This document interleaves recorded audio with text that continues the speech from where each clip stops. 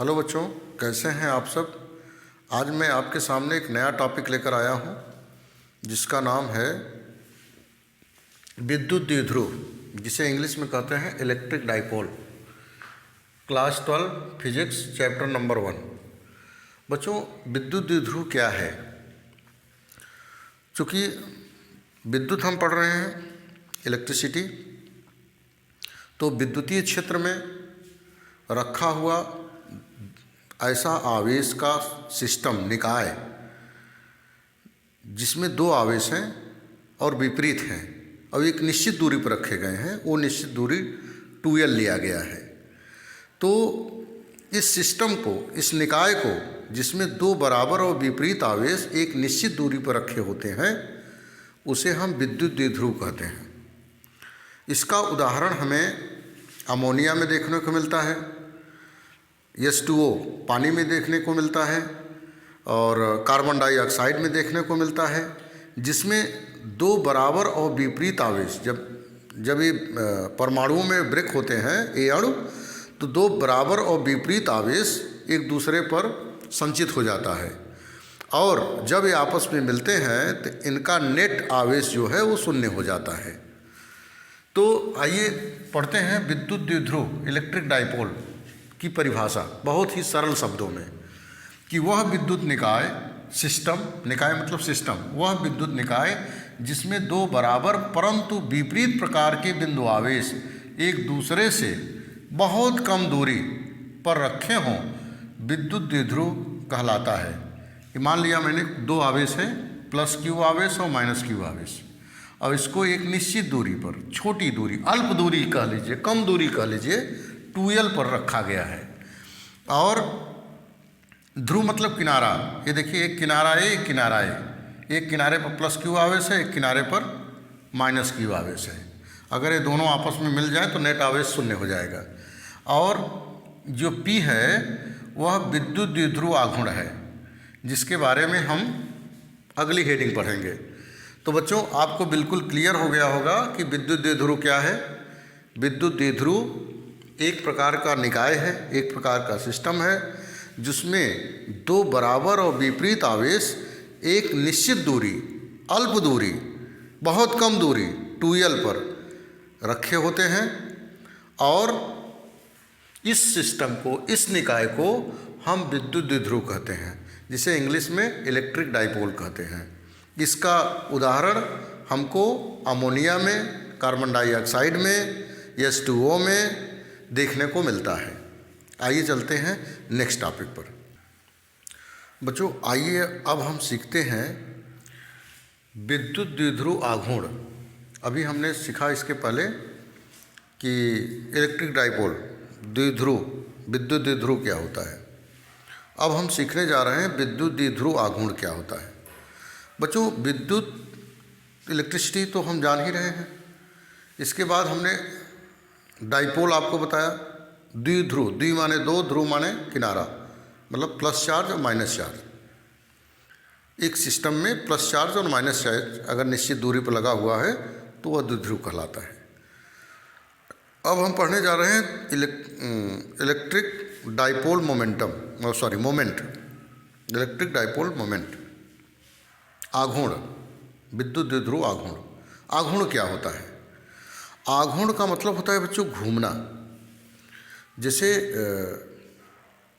एक शब्द आप फिजिक्स में पढ़ते हैं, टॉर्क, जिसे हम हिंदी में कहते हैं बल आघूर्ण। जैसे दरवाजे को खोलना या बंद करना, हत्था पकड़कर कब्जे पर वो घूमता है दरवाज़ा, तो बल लगाकर दरवाजे को उसके अक्ष पर घुमाने की क्रिया को हम बल आघूर्ण कहते हैं।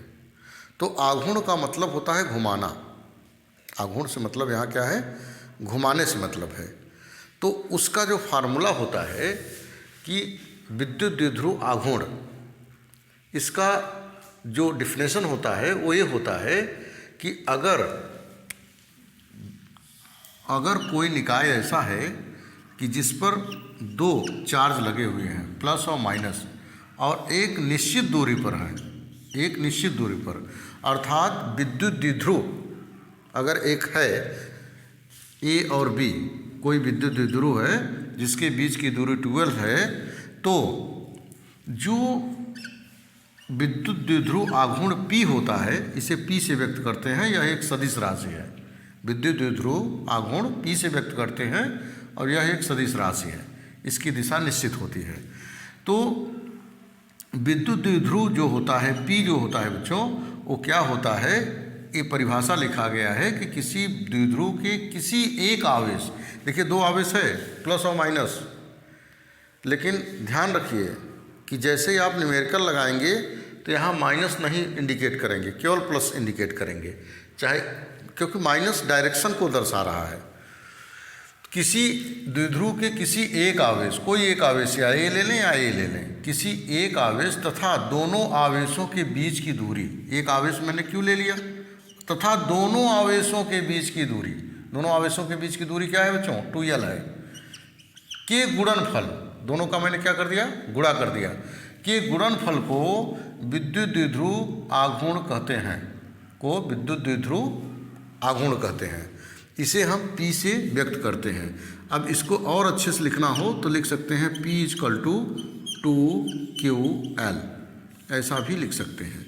चूँकि यह एक सदिश राशि है, इसको आप लिख सकते हैं या वेक्टर P = 2ql, ऐसा भी आप लिख सकते हैं। इसका मात्रक क्या होगा, कूलाम का मात्रक क्या होता है, आवेश का मात्रक कूलाम होता है और दूरी यल का मात्रक मीटर होता है। तो इसको आप लिख सकते हैं कूलाम मीटर, इसका मात्रक है।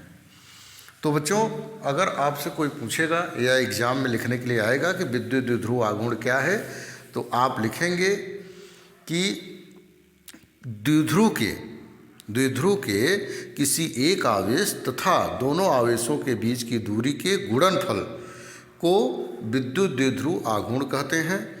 इसे हम P से व्यक्त करते हैं। इसका मात्रक कूलाम और मीटर होता है और यह एक सदिश राशि होता है जिसका फार्मूला P = 2ql होता है, जो कि मैंने आपको बिल्कुल क्लियरली बता दिया।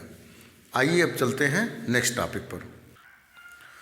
आइए बच्चों, अब हम एक महत्वपूर्ण टॉपिक की बात करते हैं जो कि इंटरमीडिएट में बहुत अधिक बार पूछा गया है और पूछा भी जाता है, और इस पर न्यूमेरिकल भी ज़्यादा से ज़्यादा मात्रा में आते हैं।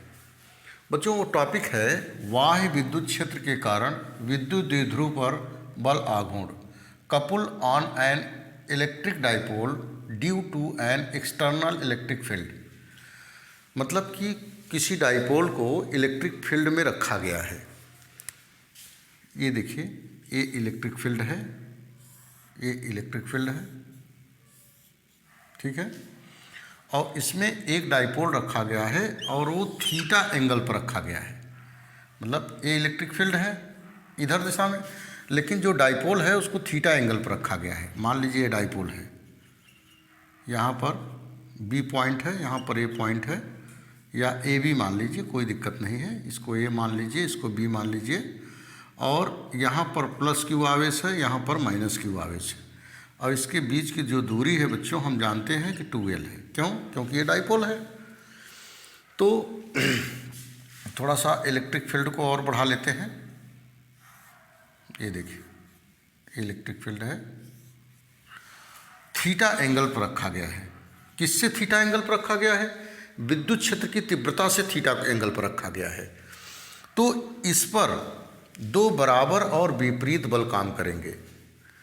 एक बल जो है इस दिशा में काम करेगा, एक बल इस दिशा में काम करेगा F, और एक बल इस दिशा में काम करेगा, वो भी F होगा।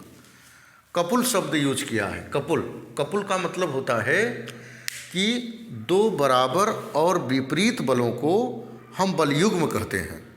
जैसे दरवाज़ा है, ये कोई दरवाज़ा हमारे घर का है, तो उसमें हम क्या करते हैं कि अगर एक लड़का 10 न्यूटन का बल अंदर से लगा रहा है, दरवाज़ा बंद करना चाहता है, और बाहर से एक लड़का 10 न्यूटन का बल लगाकर उसको खोलना चाहता है, तो दोनों बल क्या कहलाएंगे? बलयुग्म कहलाएंगे।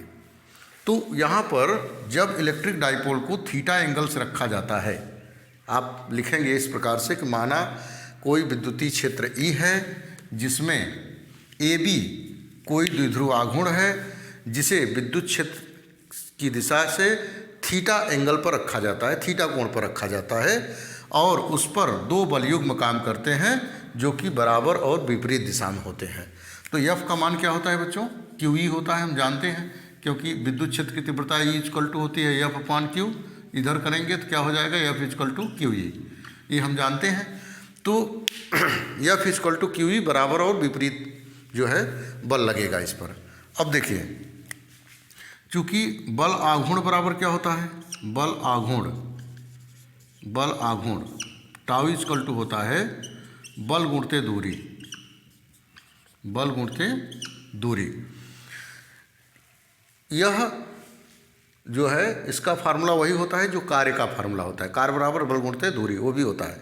लेकिन अंतर ये होता है कि कार्य एक अदिश राशि है, स्केलर क्वांटिटी है, और बल आघूर्ण एक सदिश राशि है। टॉर्क जो है वह वेक्टर क्वांटिटी है। अब देखिए, टाउ इक्वल टू क्या हो जाएगा बच्चों?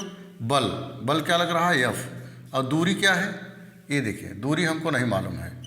ये डिस्प्लेसमेंट, यहाँ से देखिए, यहाँ मान लीजिए क्षेत्र और है, यहाँ पर डिस्प्लेसमेंट है, ठीक है, ये डिस्प्लेसमेंट है, यहाँ 90 डिग्री बन रहा है।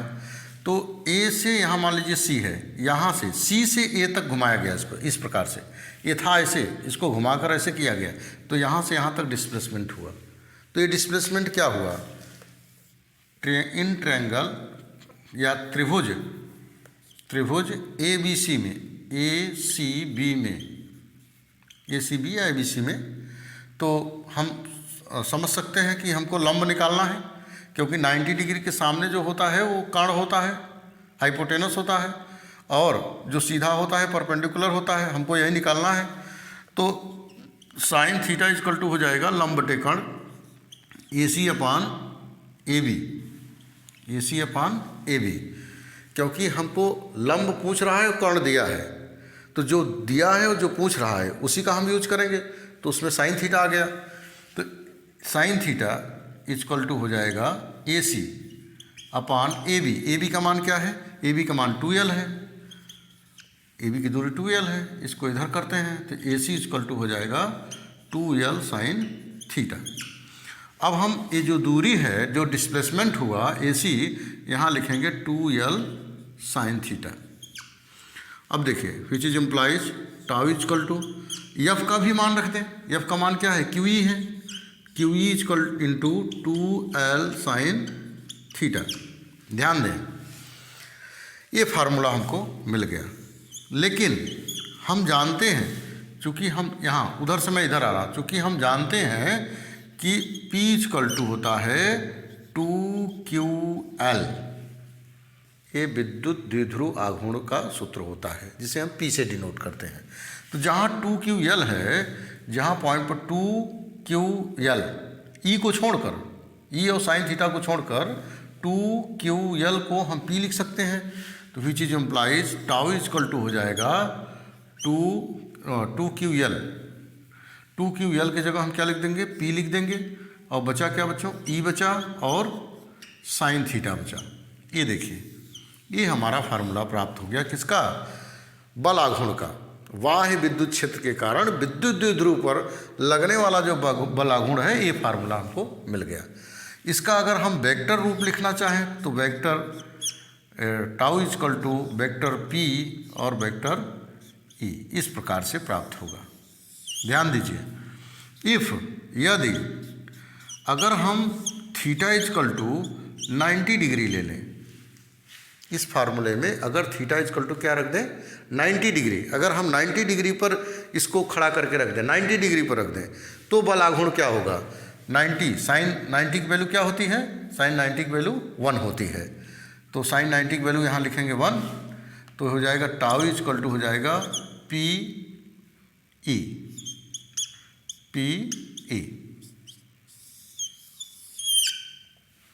या हम कह सकते हैं, यहाँ T मैक्सिमम भी लिख सकते हैं, मैक्सिमम इतना उठा सकते हैं। और T मिनिमम के लिए यदि थीटा इक्वल टू क्या लें?